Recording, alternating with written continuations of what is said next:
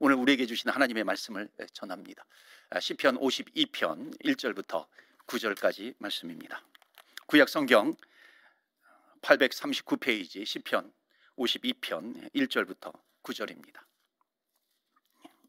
찾으셨으면 우리 함께 1절부터 9절까지 함께 합독하도록 하겠습니다. 우리 다 같이 읽겠습니다. 포악한 자여, 내가 어찌하여 악한 계획을 스스로 자랑하는가? 하나님의 인자하심은 항상 있도다.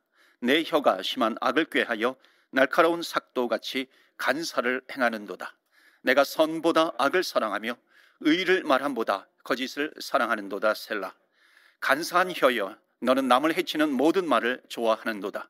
그런즉 하나님이 영원히 너를 멸하시며 너를 붙잡아 내 장막에서 뽑아내며 살아있는 땅에서 내 뿌리를 베시리로다. 셀라. 의인이 보고 두려워하며 또 그를 비웃어 말하기를, 이 사람은 하나님을 자기 힘으로 삼지 아니하고 오직 자기 재물의 풍부함을 의지하며 자기의 악으로 스스로 든든하게 하던 자라 하리로다. 그러나 나는 하나님의 집에 있는 푸른 감람나무 같으며 하나님의 인자하심을 영원히 의지하리로다. 주께서 이를 행하셨으므로 내가 영원히 주께 감사하고 주의 이름이 선하심으로 주의 성도 앞에서 내가 주의 이름을 사모하리이다. 아멘. 하나님의 말씀입니다. 오늘도 하나님의 말씀에 은혜 받으시고 새 힘을 얻으시고 또 한 주간 승리하시는 저와 여러분 되시기를 주의 이름으로 축원합니다. 아멘. 오늘 말씀의 제목은 여호와 하나님을 의지하는 인생이라고 하는 제목으로 말씀을 전하겠습니다. 기독교 역사 가운데 중세 시대를 암흑의 시대라고 합니다. 왜 암흑의 시대라고 하냐면은 하나님이 보이지 않는 겁니다. 하나님이 보여야 하나님을 의지하는데 모든 조치들이 하나님을 의지하지 못하게 아주 깜깜한 암흑 세계로 만들어 버린 겁니다. 그래서 그 당시에 이 중세 시대에 암흑 시대에 여러 가지 조치들이 있습니다. 대표적인 것이 뭐냐면 연옥의 교리를 만들어 낸 겁니다. 연옥의 교리는 죄하고 연결이 되어 있습니다. 예를 들어서 세례를 받으면 원죄가 없어지고 또 고해 성사를 하면은 자범죄가 없어지는데 그럼에도 불구하고 죄가 남아 있다는 겁니다. 그래서 그 죄를 해결하기 위해서 우리 인간은 죄가 남아 있는 상태로 연옥으로 가는데, 지옥이냐 천국이 아니라 연옥 중간 단계 연옥으로 가는데 거기 아직 죄가 남아 있기 때문에 그 죄를 해결하기 위해서 면죄부를 사야 한다라고 하는 것입니다. 여러분, 연옥의 교리가 성경에 있느냐 없느냐, 물론 이것도 중요하지만요, 더욱 큰 것은 뭐냐면 동기입니다. 왜 그런 교리들이 나타나게 되었는가라고 하는 거예요. 동기가 아주 불순한 거예요. 하나님을 의지하지 못하게 만드는 겁니다. 캄캄한 세계로 만드는 거예요. 십자군 전쟁을 일으켰어요. 십자군 전쟁 때 예루살렘을 탈환을 합니다. 피비린내가 나죠. 근데 문제는 뭐냐면 그 이후에 그 예루살렘에서 뭔가 성물을 가져오는 사람들이 생긴 거예요. 그러니까 성물을 가지고 돌아오니까 이것은 예루살렘 하나 가시를 가져오고서 예루살렘에 있는 골고다에서 예수님의 그 십자가 지실 때 면류관, 그 가시 면류관 중에 하나의 가시다 그러는 거예요. 그 성지를 가보지 않았으니까는 가보지 않은 사람들이 어떻게 알겠어요. 그러니까 가짜들이 판을 치는 겁니다. 사도 요한이 뭐 입었던 망토다, 뭐 이런 그 성물도 생기게 된 거고요. 심지어 그 성모 마리아의 가슴에서 나오는 모유다. 그래서 이런 것도 성물로 취급받아 가지고요. 그 가짜들이 판을 치게 된 겁니다. 그러니까는 하나님을 바라봐야 되는데, 하나님을 의지해야 되는데 성물을 붙들게 되고요. 성물을 의지하게 되는 겁니다. 정말 기막힌 것이 뭔지 아세요? 예수님은 심판주 하나님이시다. 심판주이기 때문에 예수님은 너무 무서운 분이야, 어미하신 분이야. 그렇기 때문에 그 무서운 예수님에게 간구하는 것이 아니라 더 인자하신 마리아에게 우리가 간구하면 돼. 마리아에게 간구하면 인자하신 마리아가 아들 예수님에게 부탁을 하게 될 거야. 그러면 우리의 기도가 응답이 될 거야. 마리아 숭배 사상이 나옵니다.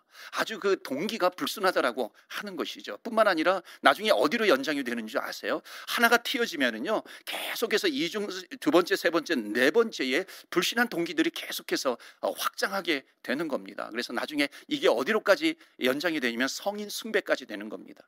그래서 마리아가 아니라 이제 마리아의 어머니 안나에게 부탁하면 돼. 그래서 안나가 인자한 마리아에게 얘기하고, 마리아가 예수님에게 부탁을 하면 우리의 기도를 들어주는 거예요. 그러면서 나타나는 것이 뭐냐면 성인 숭배가 나타나게 됩니다. 이 모든 것이 뭐 연옥 교리라든지 마리아 숭배라든지 또는 뭐 성물 숭배라든지 성인 숭배라든지 이 모든 것이 하나님을 의지해야 되는데 하나님을 의지하는 것을 회방하고 있는 겁니다. 방해하고 있는 거예요.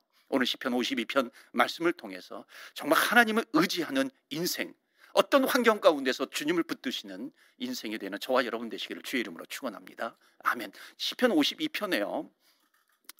구체적으로 이름은 나오지 않지만 여기에 등장하는 사람이 두 명입니다. 하나는 뭐냐면은 1절부터 7절까지의 배경이 되는 도액이라고 하는 에돔 사람 도액이라고 하는 사람을 지금 표현하고 있는 겁니다. 그리고 이제 8절, 9절 그리고 이 시편 52편을 쓴 다윗이 등장하는 거죠. 어찌 보면 다윗과 도액이 등장하는 그 배경이 되는 또 사울 왕도 등장하는 거나 마찬가지입니다. 그러니까 정확히 말하면 한 3명 정도의 인물이 이 시편 52편의 그 역사적인 이 배경이 되는 인물입니다. 거기 1절부터 쭉 7절까지 보시면요, 그 도액이라고 하는 인물을 어떻게 표현하고 있냐면은 포악한 자다, 악으로 자기를 든든하게 세우는 자다, 간사한 혀를 가진 자다, 이렇게 표현하고 있습니다. 이게 도액, 에돔 사람 도액이에요. 자, 먼저 1절부터 보겠는데요. 1절 보시면은요, 이렇게 표현하고 있습니다. 포악한 자여, 너가 어찌하여 악한 계획을 스스로 자랑하는가? 하나님의 인자하심은 항상 있도다. 첫째로 악한 계획을 자랑하는 그런 누가 있어요? 포악한 자가 있다는 겁니다. 정말 악한 계획을 가지고 있기 때문에 많은 사람들로 하여금 절망에 빠지게 만드는 것이죠. 그럼 어떻게 해요? 2절에 너의 혀가 심한 악을 꾀하고 있다. 날카로운 삭도 같이 간사함을 행하는 거예요. 그 간사가 뭐예요? 뭐라고 또 표현하고 있어요?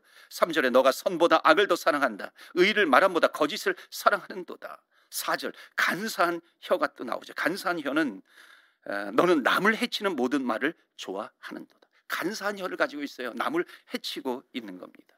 자, 여기 시편 52편을 우리가 읽었는데요, 시편 52편의 배경이 되는 성경이 사무엘상 21장 22장입니다. 우리가 새벽 기도회 즉 사무엘상을 지나서 사무엘하 지금 말씀을 보고 있는데, 여러분 새벽 기도회 때도 많이 참여해 주시기 바랍니다. 여러분 정말 많은 성경의 배경이 되고 있는 그 역사적인 말씀들을 우리가 읽어나가고 있습니다. 사무엘하도 다윗에 대해서 말씀하고 있죠. 왕위에 오른 다윗입니다. 자, 그런데 사무엘상에 보면은 다윗은 쫓겨가고 있어요. 도피하고 있는 겁니다. 그 당시에는 사울이 왕이었어요. 이스라엘의 왕이었어요. 이스라엘이 사울이 왕이었을 때 블레셋이라고 하는 아주 싸움 잘하는 골리앗이 있는 싸움 잘하는 나라와 전쟁을 하게 됩니다. 그때 소년 다윗이 나타나요. 그래서 소년 다윗이 골리앗을 무너뜨리잖아요. 그때부터 이스라엘 백성들 사이에서 이상한 노래가 막 들려오기 시작합니다. 사울이 죽인 자는 천천히요, 다윗이 죽인 자는 만만이다. 그러니까 적어도 다윗의 힘이 사울 왕보다도 10배, 100배 더 강하다라고 하는 거예요. 다윗은 떠오르는 태양이라면 사울은 꺼져가는 촛불이다, 이런 거죠. 그러니까 다윗이 더 강하다, 이런 거예요. 그러니까 이런 노래가 생기면서부터요, 사울은 이때부터요, 자기가 가지고 있는 모든 힘, 자기가 가지고 있는 모든 에너지를 다윗을 죽이는데 다 써버립니다. 그런 인생이 돼버려요. 너무나도 불쌍한 인생이 돼버리는 겁니다. 정말 거룩한데 쓸 수 있는 자기의 힘을 그 다윗이라고 하는 한 사람을 죽이는데 자기의 온 힘과 에너지를 다 써버리는 겁니다. 그래서 성경은 이렇게 얘기해요. 잠언에 보면은 비전 없는 인생은 망하는 인생이라는 거예요. 비전이 없는 인생이에요. 정말 하나님의 거룩함, 하나님의 계획, 이것이 없는 인생은 죽은 인생이다, 망하는 데 있다는 것입니다. 거룩한 꿈이 없어요. 그러니까 우리에게는 힘이 있어요. 에너지가 있어요. 그런데 거룩한 꿈이 없기 때문에 그 에너지를 어디다가 써요? 거룩하지 않은 그런 계획에, 악한 계획에 그것을 써버리고 만다라고 하는 겁니다. 주님께 남길 것이 있어요? 없는 거예요. 주님께 남길 것이 없는 겁니다. 사랑하는 성도 여러분, 하나님께서는 우리에게 에너지를 주셨어요. 우리에게는 힘을 주셨어요. 그것을 거룩한 데 사용하시는 저와 여러분 되시기를 주의 이름으로 축원합니다. 아멘. 하나님께서 우리에게 주신 힘을 그런데 쓰는 거죠. 자, 그런데 여기 하나님, 이 다윗은요, 사울은 다윗이 평생 대적이 됩니다. 그런데 다윗은 사울이 대적이 아니에요. 다윗은 사울을 죽일 수 있는 기회가 적어도 성경에 나올 때, 성경을 볼 때 적어도 2번 있었습니다. 그런데 2번 다 사울을 죽이지 않아요. 그 신앙 고백이 시편의 9, 9절절에 나오는데 5절 말씀에 크게 나옵니다. 여러분 5절 보시면요, 그런즉 하나님이 영원히 너를 멸하시며, 하나님이 너를 멸하실 거야. 이거는요, 사울을 저주하는 것이 아니라 핵심은 이겁니다. 원수 갚는 일은 내 일이 아니야. 원수 갚는 일은 내 일이 아니라 하나님의 일이다. 하나님께서 하실 것이야. 나는 악을 악으로 갚지 않는 겁니다. 여러분, 왜 사울은 평생 다윗이 대적이 되냐면 하나님의 뜻에 불순종했기 때문에 다윗이 자기의 대적이 되는 겁니다. 그런데 다윗은 사울을 대적으로 생각했어요, 안 했어요? 절대로 사울을 대적으로 생각하지 않았습니다. 왜냐하면 관심사가 다르기 때문에 그렇습니다. 다윗의 관심사는 뭐냐면 하나님의 계획에 내 인생이 들여지는 것. 다윗의 최대의 관심사는 바로 이것입니다. 어떻게 하면 하나님의 계획에 내 인생이 쓰임받을 수 있을까, 쓰여질 수 있을까라고 하는 것에 관심을 갖게 되는 겁니다. 그러니까 나에게 있는 힘을 거기에다가 쏟는 것이죠. 여러분, 영성이라고 하는 것이 깊어지면 깊어질수록, 믿음이라고 하는 것이 깊어지면 깊어질수록 사람을 적으로 느끼지 않는 겁니다. 그래서 다윗은 얼마나 많은 그 도피, 그 여정의 길을 걸어갑니까? 그러나 그러는 가운데서도 다윗의 고백은 뭔지 아세요? 내가 주님을 의지하리로다. 내가 하나님을 의지하리로다. 내가 누구를 바라보아야 될 것인가? 나의 방패가 되시는 분, 나의 산성이 되시고 나의 피난처가 되시는 주님을 내가 바라보나이다. 계속해서 이런 고백을 합니다. 물론 다윗이 마음 아플 때가 있어요. 그래서 시편에 보면 원수를 멸해달라고 기도를 많이 합니다. 그러나 끝까지 그렇게 고백을 하고 기도하지만요, 그건 하나님께 맡기는 거예요. 하나님께 던지는 겁니다. 그리고 원수는 자기가 절대로 갚지 않아요. 그러면서 다윗은 끝까지 내가 주님을 의지합니다, 주님을 의지합니다. 그러면서 자기에게 닥친 고난을 피해가는 것입니다. 이게 다윗의 여정이에요. 자, 그런데 다윗이 그 고난을 피해가다가 어느 지역으로 가냐면 놉이라고 하는 지역으로 가요. 이름이, 그 마을 이름이 놉이에요. 성읍 이름이 놉입니다. 사무엘상 21장 1절 보시겠어요? 거기에 보면 그 지역으로 도망가는데 1절에 다윗이 놉에 가서 제사장 아히멜렉에게 이르니 아히멜렉이 떨며 다윗을 영접하여 그에게 이르되 어찌하여 너가 홀로 있고 함께하는 자가 아무도 없느냐. 자, 아히멜렉은 놉 지역의 제사장입니다. 근데 그가 지금 떨고 있어요. 지금 왜 떨고 있어요? 지금 다윗이 자기 앞에 딱 나타난 거예요. 그 다윗은 누구예요? 사울 왕이, 지금 우리나라의 왕이 죽이려고 하는 다윗이 내 앞에 있는 겁니다. 그러니까 두려워 떨고 있는 거. 왜 떨어요? 지금 아히멜렉이 제사장이지만 지금 다윗을 보호해주면 사울 왕이 자기를 죽일까 봐 두려운 것이죠.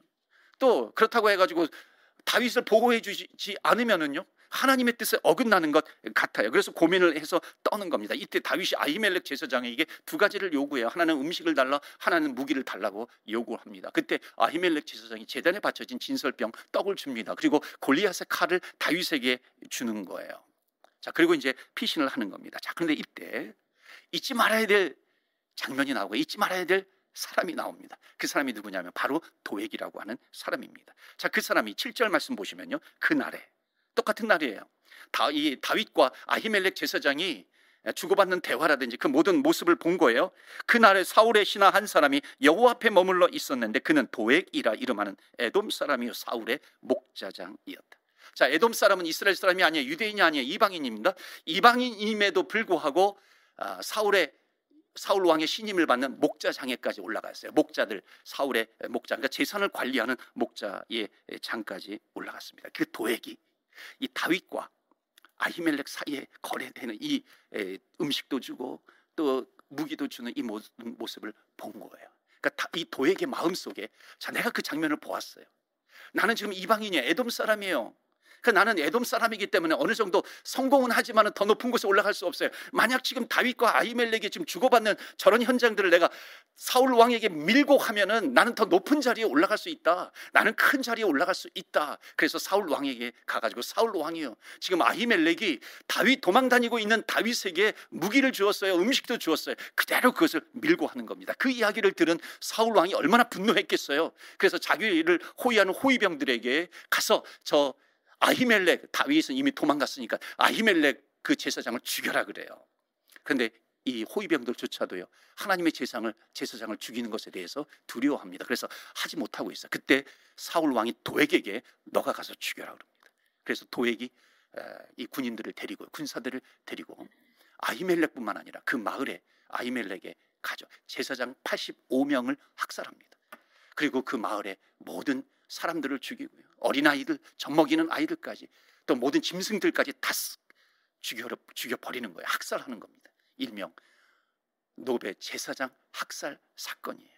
그래서 칼빈은 종교개혁자 칼빈은 성경에 나오는 악한 사람 가운데 이 놉이라고 하는 사람이 가장 악하다고까지 표현을 하고 있습니다. 여러분, 우리 예수 믿는 사람들이 가져야 될 중요한 신앙적인 행동이 있습니다. 여러분, 도액이 왜 사울 왕에게 가가지고 이 아히멜렉 제사장이 음식을 주었어요? 칼을 주었어요. 왜 이 고발을 했겠어요? 아히멜렉 제사장을 왜 밀고 했겠어요? 성경에 보면 그것을 시편 52편에는 간사녀라고 얘기합니다. 왜 도액이 간사녀를 가졌어요? 그 이유는 뭐예요? 바로 자기의 유익입니다. 자기의 유익 때문이에요. 여러분, 우리는 내 유익을 위해서 말하는 사람이 아니라 하나님의 유익을 위해서 말하는 하나님의 백성이 되어야 할 줄로 믿습니다. 그것이 사람을 살리는 거예요. 그러니까 도액은 자기의 유익만을 위해서 말하는 간사한 혀를 가진 거예요. 심지어 내가 의롭다 할지라도요, 자기의 의를 위해서 다른 사람을 해치는 말을 하지 말아야 되는 것이죠. 그것이 사람을 살리는 겁니다. 그리고 공동체를 건강하게 만드는 것입니다. 자, 이제 다윗이요, 아픈 마음을 가지고 도망하는 겁니다. 왜냐하면 자기 때문에 한 마을이에요, 제사장들이 학살을 당한 것뿐만 아니라 한 마을이 완전히 초토화되어 버린 겁니다. 망해 버린 거예요. 도액이 이제는 제사장들을 학살한 것뿐만 아니라 이제 다윗을 쫓아가기 시작합니다. 다윗을 쫓아가서 죽이면은 정말 내가 사울 왕으로부터 더 신임을 받을 거야, 그러면서 다윗을 쫓아가는 것이죠. 군사들을 데리고 또 칼을 가지고. 바로 그때에 이 다윗은 도액을 피신하면서요 쓰은 시편이 바로 시편 52편의 말씀입니다.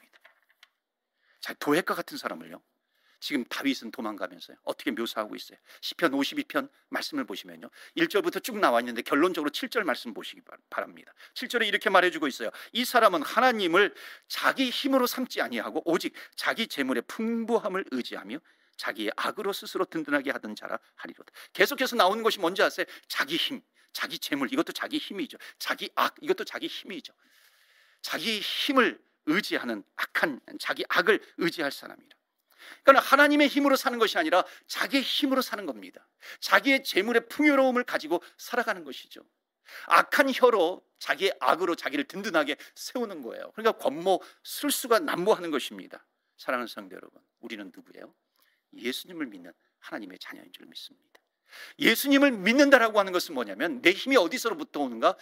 예수님으로부터, 하나님으로부터 힘이 온다라고 하는 것을 믿는 것입니다.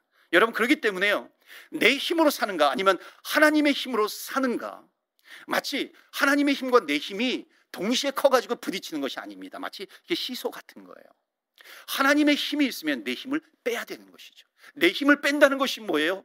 내 모든 무거운 짐을 예수님께 맡기는 겁니다. 그래서 주님도 수고하고 무거운 짐진 자들아 다 내게로 오라 그랬어요. 이건 뭐예요? 하나님의 힘으로 우리는 살아가는 주의 백성인 겁니다. 그런데 거꾸로 하나님의 힘, 예수님의 힘이 빠져버리고요, 그냥 내 힘으로 살겠다고 한다면요, 이 광야와 같은 세상 속에서 모든 걱정과 근심과 염려와 두려움과 답답함과 이런 것을 모두 내가 지고서요 정말 비참하게 살아가는 인생이 바로 내 힘을 가지고 살아가는 인생입니다. 예수님께서, 하나님께서 아무런 힘을 발휘하실 수가 없는 거예요. 근데 정말 많은 경우가 내가 예수님을 믿음에도 불구하고 하나님을 나의 힘으로 삼지 않아요. 뭐라고 하는지 아세요? 믿는 건 믿는 거야. 세상은 그렇게 호락호락하지 않아. 믿음 가지고 살지 못해. 내 인생 그래서 내가 책임져야 돼 하는 거예요. 얼마나 스스로 하나님을 믿는다고 하면서도 내 힘으로 살아가는지 모릅니다. 여러분, 그래서 우리는 힘을 빼야 돼요. 내 힘이 빼야 하나님의 힘이 들어오는 겁니다. 얼굴에서도 우리는 그 근육이 있잖아요. 힘이 있잖아요. 마음도 근육이 있어요. 우리 몸, 우리 마음의 근육, 힘을 빼야지 우리는 하나님을 의지하게 되는 줄 믿습니다. 여러분, 자기 힘을 빼라고 하는 얘기는 참 많이 들어보셨을 거예요. 내 힘을 빼야 된다. 뭐 이와 비슷한 그런 책들도 시중에 얼마나 많이 나와 있습니까? 그런데 내 힘을 빼는 것으로 끝나는 것이 아니죠. 내 힘을 빼야 하나님의 힘이 들어온다라고 하는 것이에요. 하나님의 에너지로 살아가게 되는 것이죠. 하나님께서 나에게 부어주시는 힘. 그래서 우리가 나름대로 교회에 그런 비전을 세우잖아요. 작년 같은 경우는 복음으로, 우리는 복음 집중의 해이잖아요. 우리는 복음으로 살아가야 되는 거예요. 그런데 복음으로 살아가는 것이 뭐예요? 그 힘이 어디에서 나와요? 나에게서 나오는 것이 아니라 하나님으로부터 나오는 것이죠. 최선의 예배를 드려야 돼요. 최선의 예배를 드리는 것이 어디에서부터 나와요? 하나님으로부터 나와야 되는 것입니다. 그러니까 내 힘이 아니라 하나님의 힘으로부터 모든 것을 감당해야 할 줄로 믿습니다. 여러분, 아빠들도 그렇잖아요. 가정의 아빠들, 가장이라고 하는 사람, 나는 이 가정에 나는 가장이야. 그러니까 잔뜩 힘을 주면서 힘을 주면서 살아가는 겁니다. 얼마나 힘이 들어가 있는지 몰라요. 그 뭐예요? 내가 쓰러지면 다 쓰러지는 거야. 내가 이 가정을 먹여 살려야 돼. 내가 베이컨을 벌어와야 돼. 내가 돈을 벌어와야 돼. 내가 쓰러지면 안 돼. 내가 병들면 안 돼. 우리 아이들은, 우리 집은 다 나를 바라보고 있는 거예요. 그러니까 아버지 얼굴에 비장함이 있는 겁니다. 그러니까 마치 세상에 나가는 것이 전쟁터에서 전쟁을 하는 장수처럼 나가는 겁니다. 여러분, 우리는 여기에서 힘을 주는 게 아니에요. 우리는 물론 영적인 전쟁에서는 하나님께서 주시는 힘을 가지고 살아가야 하는 것이죠. 근데 우리는 힘이 없다 그러면서 실제로는요, 얼마나 많은 힘을 가지고 내가 살아가려고 아둥바둥 되는지 모릅니다. 여러분, 운동선수의 기본은 뭐예요? 힘을 빼는 거라 그러잖아요. 수영선수가 힘을 주면은요, 다리에 쥐가 납니다. 멀리 가지 못해. 힘을 빼야 멀리 가는 것이죠. 승마선수가 이렇게 가잖아요. 승마선수가 다리에 힘을 주면은요, 말이 이 다리에 힘을 주니까 스탑하라나 보다 그래서 스탑해요. 다리에 힘을 빼야 앞으로 나아갈 수 있는 겁니다. 여러분, 축구 선수가 다리에 힘을 주면은요, 땅을 차가지고 다리가 부러집니다. 골프 선수도 마찬가지에 힘이 들어가면은 어떻게 해요? 뒷땅을 치잖아요. 뭐 엘보우도 나가고 허리도 나가고 그렇게 하잖아요. 배구 선수가 스파이크를 매기는데 힘을 주면 어깨 망가집니다. 농구 선수 마찬가지예요. 슛을 할 때 힘을 주면은요, 엉뚱한 데로 날아가는 겁니다. 힘을 준다라고 하는 것은 마치 긴장하는 거예요. 여러분, 공부하는 학생이 긴장을 하게 되면 아는 답도 잊어버리잖아요. 배우도 긴장을 하게 되면은 아는 대사도 까먹어 버리잖아요. 그럼 목사도 긴장을 하면 연부를 외운다 그래. 강단에서. 그러면 안 되잖아요. 우리는 정말 내 힘이 아니라 하나님의 힘으로 살아가야 되는데, 때때로 우리는 하나님 나에게 힘을 주세요, 힘을 주세요 외치는데 하나님께서 뭐라고 말씀하시냐면, 아니야, 내가 힘을 주고 싶은데 먼저 해야 될 일이 있어. 너의 힘부터 빼야 돼. 너 세상을 의지하는 그 힘이 있잖아요. 너 자신을 의지하려고 하는 거 있잖아요. 너의 재물을 의지하려고 하는 그 힘이 있잖아요. 그것부터 빼야 돼. 그래야 거기에 내 힘이 들어가는 거야.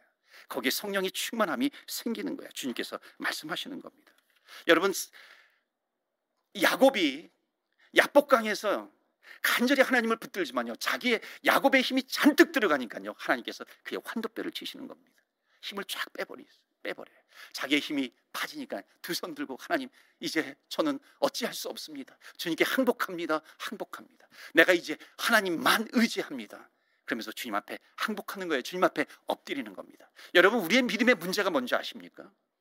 하나님 도 의지하는 게 문제예요. 하나님만 의지해야 되는데 하나님 도 의지하는 겁니다. 하나님도 믿는 거예요. 하나님만 믿어야 되는데 하나님도 믿고 나도 믿는 것입니다. 여러분, 그런 얘기가 있어요. 이 눈에서요, 이렇게 차가 이렇게 빠지면은 빠져나올 수 있는 방법이 물론 여러 가지가 있는데요, 그 중에 하나가 뭔지 아세요?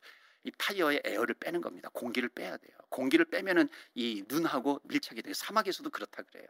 이 모래 가운데 이렇게 빠지면은 에어를 빼야 됩니다. 공기를 빼야 밀착력이 더 커져가지고 악셀레더를 세게 밟으면 안 나가요. 천천히 힘을 빼고 밟아야지 쭉 앞으로 나가는 겁니다.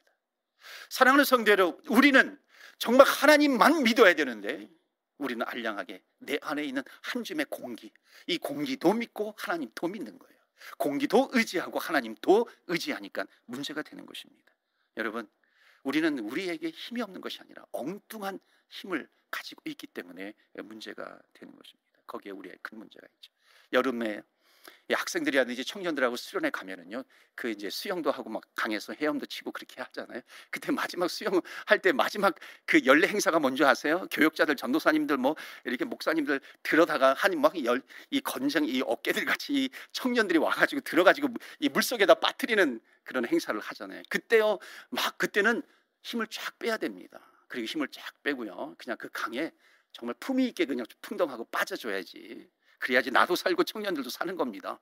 그런데 내가 거기서 살겠다고요, 안 빠지겠다고요, 바둥바둥 되면은 내 허리도 다치고 청년들도 다치고 그렇게 하는 겁니다. 내 힘을 빼야 되는 거예요.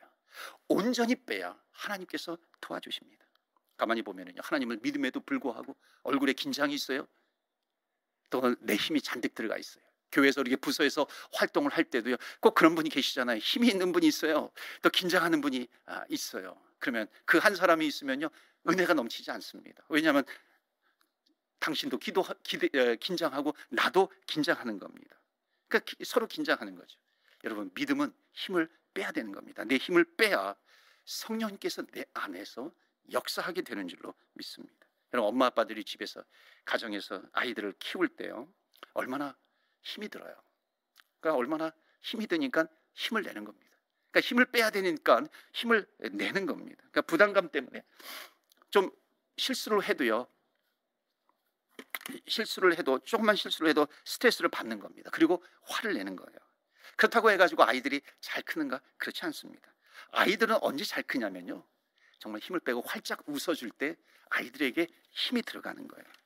그러나 그렇지 않고요, 내가 힘을 잔뜩 줘서 너 시간 관리 제대로 하고 있어, 너 좋아하는 것부터 하는 것이 아니라 정말 중요한 것부터 해야 돼, 힘을 주고 얘기하면요, 요즘 아이들도 힘을 줍니다. 같이 힘을 줘요. 그래서 why 왜 그래 같이 지금 힘을 내는 거예요. 같이 힘을 내가지고 부딪히면은 둘 다 망하는 거죠. 둘 다 깨지는 겁니다. 힘과 힘이 부딪히니까요. 그러니까 우리가 가정에서요, 내가 가장이야, 그런 들어가 있는 힘을 빼야 됩니다. 가정을 왜 저와 여러분이 책임을 져요. 우리는 하나님을 믿는 사람이에요. 그래서 우리는 고백해야 돼요. 하나님께서 우리 가정을 책임져 주신다. 예수님께서 우리 가정을 책임져 주신다. 여러분, 외쳐야 돼요. 아침에 일어나면요, 침대에서 기도하면서 외치셔야 됩니다. 3번은 외치세요. 예수님이 우리 가정을 책임져 주신다. 여러분, 따라서 해보시겠어요? 예수님이 우리 가정을 책임져 주신다. 그렇게 약하게 해가지고는 절대 책임지시지 않아요. 정말 우리 한번 외쳐봅시다. 예수님이 우리 가정을 책임지신다. 예수님이 우리 가정을 책임지신다. 여기에서도 내 힘이 들어가 있네요. 우리의 힘이 들어가는 것이 아니라 하나님께서 우리 가정에 힘을 주셔야 우리 가정이 살아나게 되는 겁니다. 내가 가장이 아니에요. 하나님께서 우리 가정의 가장이 되시는 줄로 믿습니다. 여러분, 좋은 엄마, 좋은 아빠의 팁을 하나 드릴까요? 여러분, 엄마 아빠가 집에 나갔다가 가정에 들어오면 환해지는 가정이 있어요. 분위기가 좋아지는 가정이 있어요. 좋은 아빠, 좋은 엄마입니다. 나쁜 엄마, 나쁜 엄마는 뭔지 아세요? 집에 있다가 밖에 나가면은 집안의 분위기가 좋아지는 겁니다. 밖에 나가면 그냥 가정이 막 축제 분위기예요. 뭐 라면 끓여라, 뭐 피자 시켜라, 테레비 켜라, 우리 보자. 이 축제 분위기가 되는 겁니다. 여러분, 힘을 빼라고 하는 거예요. 그러니까 힘을 뺀다라고 하는 것은 뭐냐면, 도액처럼 정말 내가 칼을 가지고 내 인생 내가 책임질 거야 그러면서 가는 것이 아니라, 어떤 환경 가운데서도 다윗처럼이에요. 다윗처럼 내가 하나님을 의지합니다. 주님을 의지합니다. 믿음을 가지고 나아가는 것입니다. 여러분, 도액이 아니라 다윗의 인생이 되시기를 주의 이름으로 축원합니다. 아멘. 자, 그렇다면 하나님을 의지하는 인생이란 어떤 인생인가요? 자, 지금 다윗은요, 도망가는 인생이에요. 절대절명의 위기의 순간입니다. 언제 죽을지 몰라요. 자, 언제 죽을지 모르는데 바로 그때에 다윗은 이 시편 52편을 지어서 찬양하고 있는 겁니다. 지금 부르고 있는 거예요. 여러분, 다윗이 왜 도망가면서 52편을 지어서 찬양할 수 있었겠어요? 이유는 하나예요. 그것은 뭐냐면, 하나님을 진짜로 믿었기 때문입니다. 여러분, 정말 가정의 행복은요, 아이들이 만점 받아온다고 행복한 게 절대 아니에요. 돈을 내가 많이 벌었다고 해가지고 행복한 것이 아닙니다. 정말 가정의 행복은요, 하나님을 진짜로 믿으면 가정에 행복이 오게 된다는 것을 믿으시기를 바랍니다. 하나님을 믿으면이에요. 그래서 그런 말이 있어요. 정말 내가 내 힘을 의지하는 것이 아니라 저 힘을 의지해야 된다. 내 힘을 가지고 내가 아둥바둥거리는 것이 아니라 나를 창조하신 여호와 하나님, 그분이에요. 그 힘을, 하나님을 의지해야 할 줄로 믿습니다. 여러분, 내 힘을 의지하면은요, 오늘 본문의 말씀 시편 52편 7절이 되는 거예요. 이 사람은 하나님을 자기 힘으로 삼지 아니하고 오직 자기 재물의 풍부함을 의지해요. 자기 힘을 의지해요. 자기 재물의 풍부함을 의지해요. 자기 악으로 자기를 든든하게 세우려고 하는 겁니다. 그런데 8절은 다윗은 무엇으로 살아요? 8절 말씀 보시겠어요? 우리 한 번 더 읽을까요? 중요한 말씀, 핵심적인 말씀입니다. 시작. 그러나 나는 하나님의 집에 있는 푸른 감람나무 같으며 하나님의 인자하심을 영원히 의지하리로다. 아멘. 나는 하나님의 집에 있는 푸른 감람나무다. 영원히 하나님을 의지한다. 하나님의 집에 심겨진 푸른 감람나무라고 하는 이 고백이 얼마나 기막힌 고백인지 모릅니다. 이것은 이거예요. 내가 지금은 도망 다니고 있는 인생이에요. 동쪽으로 가야 될지 서쪽으로 가야 될지, 어쩔 때는 계곡에 숨어 있는 거예요. 어찌 보면 갈 곳이 없는, 정처 없이 떠돌아다니는 그런 인생이기도 합니다. 그런데 지금 뭐라고 표현하고 있어요? 나는 하나님의 집에 심기운 푸른 감람나무이다. 움직이지 않는 그런 나무예요. 다윗은 도망가고 있어요. 그런데 지금 자기가 도망가는 것은 뭐냐면 한 곳에 정착하지 않고 있잖아요. 한 곳에 정착하지 않고 있는데 자기를 뭐라고 표현하고 있냐면 나는 정처 없이 도망가는 인생이지만 그러나 나는 하나님의 집에 영원히 심기운 푸른 감람나무 같다. 나는 움직이지 않는다는 거예요. 나는 확고하게 뿌리를 내리고 하나님 안에서 뿌리를 내리고 있다는 것을 말씀하고 있는 것입니다. 여러분, 다윗의 정체성은 뭔지 아세요? 나는 지금 정처 없이 떠돌아다니는 것이 아니라 하나님의 집에 영원히 거하고 있는 푸른 감람나무와 같은 인생을 내가 살아가고 있어. 그렇게 고백하는 것입니다. 여러분, 사도 바울이 신약 성경 많이 지었습니다. 특히 빌립보서 같은 데는요, 에베소서, 빌립보서, 빌레몬서, 이런 골로새서, 빌레몬서 이런 거는 바울이 감옥에서 쓴 거예요. 근데 빌립보서 보면은요, 감옥에서 쓴 서신이지만 무슨 단어가 많이 나온다고요? 조이, 기쁨이라고 하는 단어가 무려 31번이나 나옵니다. 어떻게 감옥에 있음에도 불구하고 기쁨, 기쁨, 기쁨, 너희들은 기뻐하라, 주 안에서 기뻐하라, 다시 내가 너희들에게 말하노니 기뻐하라, 이렇게 외칠 수 있을까요? 고백할 수 있을까요? 또 하나가 뭔지 아세요? 그것과 함께 또 많이 고백하는 것이요, 이 바울 서신에 많이 나오는 것이 뭐냐면 in Christ, in the Lord, 내가 주 안에서, 내가 그리스도 안에 있어요. 내가 in Him, 하나님 안에 있다는 것입니다. 그러니까 지금 바울은 감옥 안에 있어도 절대로 감옥 안에 있었던 적이 없어요. 나를 구속하고 있는, 나를 답답하게 하고 있는. 다윗은 언제나 in Christ, 주 예수 그리스도 안에 있는 인생이 바로 이 바울입니다. 여러분, 우리는 코로나라고 하는 이 환경 안에 갇혀 있는 것이 아니에요. 직장의 어려움 안에 있는 게 아니에요. 가정의 어려움 안에 있는 것이 아니에요. 불투명한 미래 안에 있는 것이 아니에요. 우리는 어디 안에 있어요? 예수 그리스도 안에 있는 줄 믿으시기를 바랍니다. 그리스도 안에 있으면요, 우리는 기쁨이 넘쳐나는 거예요. 기쁨이 있으면 도망가면서도 이 다윗처럼 찬양할 수 있는 겁니다. 그래서 우리는 이렇게 찬양해요. 주 안에 있는 나에게 단 근심이 있으랴, 십자가 앞에 나가 내 짐을 풀었네. 내가 너무 힘을 주면서 찬양하니까 그 다음에 가사가 뭔지 제가 까먹은 것 같아요. 뭐죠? 할렐루야 할렐루야, 주님을 찬송하면서 주님 앞에 나아가는 겁니다. 내 짐을, 나는 주님 안에 있어요. 주님 안에 있다는 것은 뭐예요? 내 짐을 주님께 맡기는 것입니다. 여러분, 다윗은요, 도망가면서도 하나님 안에 있는 거예요. 다윗은 외치고 있는 거예요. 여러분, 지금 내가 도망다니고 있지만 여러분, 나는 도망다니는 인생이 아니라 나는 하나님의 집에 깊이 심겨져 있는 푸르청청한 감람나무 인생입니다. 여러분, 지금 어디 안에 계십니까? 여러분, 마음의 힘을 빼시길 바랍니다. 나에게 다른 뭔가를 의지하려고 하는 내 힘을 빼시기를 바라요. 경제적으로 많이 어려우세요. 가정적으로 어려워요.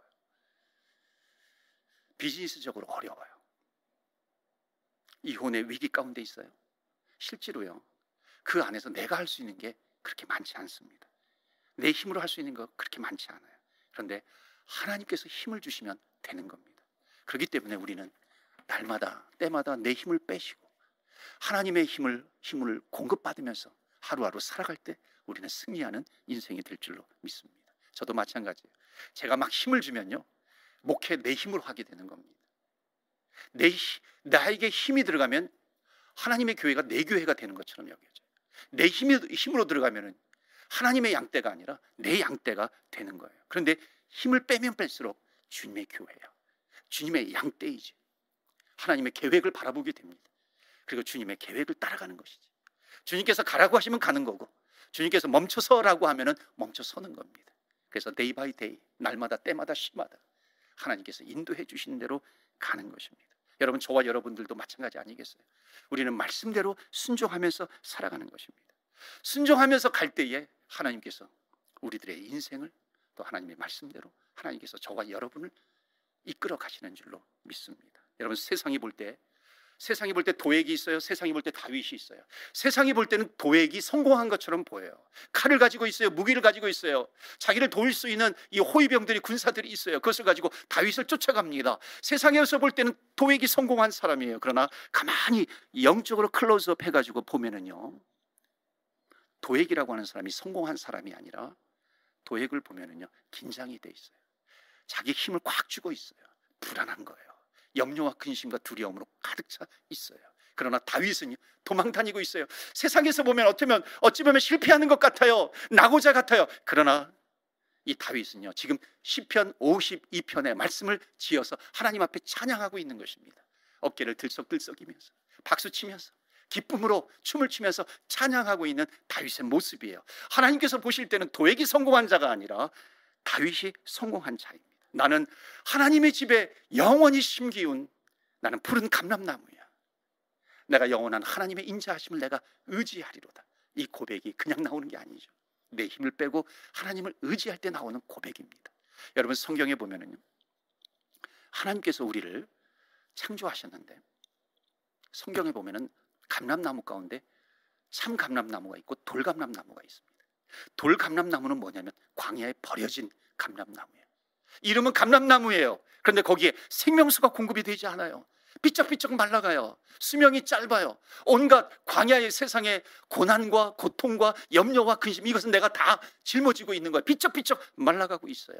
어찌 보면 우리의 인생은 세상에 버려진 인생, 죽을 수밖에 없는 인생, 지옥에 갈 수밖에 없는 인생이었어요. 그러나 돌감람나무와 같은 우리를 하나님께서 구원해 주셔서 진정 참 감람나무가 되신 예수 그리스도에게 하나님 우리를 접붙여 주신 겁니다.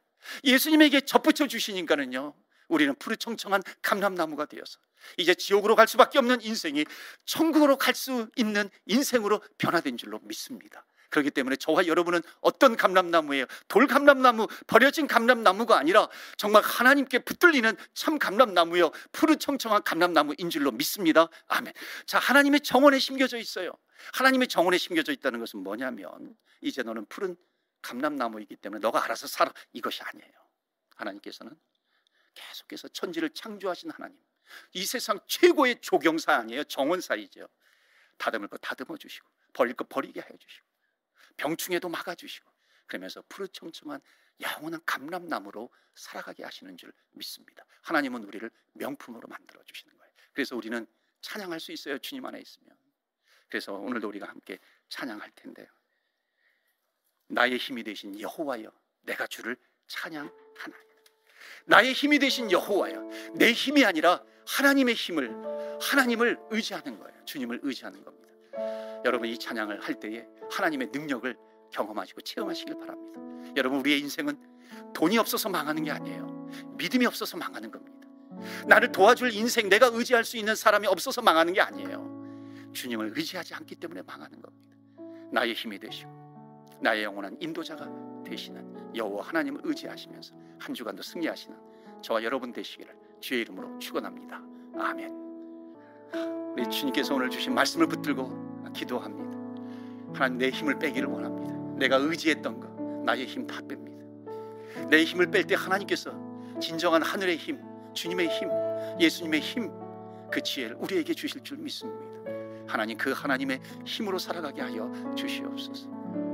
하나님, 우리의 인생이, 내 가정의 인생이 하나님의 집에 영원히 심기어지는 그런 푸르청청한 감람나무가 되게 하여 주옵소서. 주님께서, 창조주 하나님께서요, 그냥 놔두시는 것이 아니라 우리를 다듬어 주십니다. 하나님, 우리의 인생을 다듬어 주시고 자를 것 자르게 해주시고 취할 것 취하게 하여 주시고 병충해도 막아주시고 죄악도 막아주시고 유혹도 막아주시고 하나님의 귀한 명품에 하나님의 백성으로 삼아 주시옵소서. 나를 인도하여 주옵소서. 우리 한번 오른손을 들고 기도합시다. 하나님, 내 손을 붙잡아 주시옵소서. 나를 인도해 가시는 2021년이 되기를 원합니다. 이 한 주간 내 인생을 인도하여 주시옵소서. 다 같이 우리 합심해서 기도할 때에 주여, 주의 이름 부르며 기도하며 나아갑니다. 주여, 주여.